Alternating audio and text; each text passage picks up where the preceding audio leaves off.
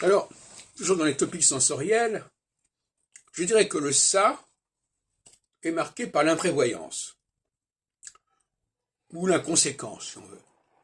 C'est-à-dire qu'on fait des choses dont on sait très bien qu'elles sont fâcheuses quelque part, et qu'elles peuvent créer des problèmes, mais on s'en fout. On a cette espèce de liberté, oh ben tant pis, les gens diront ce qu'ils voudront, moi je fais ce que j'ai envie de faire, ce que j'ai la liberté de faire, je fais ce que je veux. Bon. Alors ça dépend des domaines. Si c'est dans le domaine de la parole, si c'est dans le domaine de la santé, si c'est dans le domaine de l'alimentation, de la boisson, du sexe, de l'habillement, tout ça va être impacté différemment. Mais c'est toujours cette idée d'imprévoyance. C'est-à-dire, sur le moment, de toute façon, on ne voit pas les conséquences, parce que sur le moment, c'est sur le moment. Mais on fait abstraction des conséquences. On se dit, bon, sur le moment, il ne se passe rien, j'ai le droit de faire ce que je veux, et puis après, on s'aperçoit que ça a des conséquences.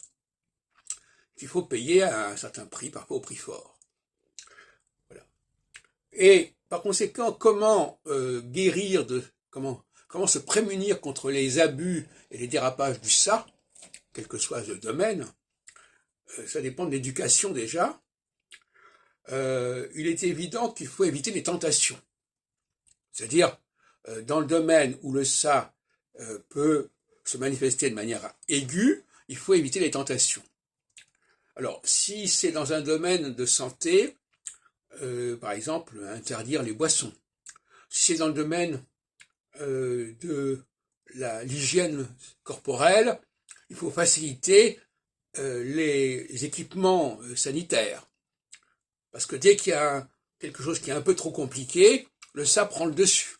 Il faut faciliter les choses. Et en même temps, il faut faciliter les choses dans le bon sens. Quand c'est quelqu'un qui s'abstient de se laver, il faut faciliter le lavage. Quand c'est quelqu'un qui s'abstient de se taire ou de fumer, bon, voilà, il faut aussi faire attention. Et puis il y a eu des terrains, par exemple, des espaces non fumeurs se sont multipliés considérablement.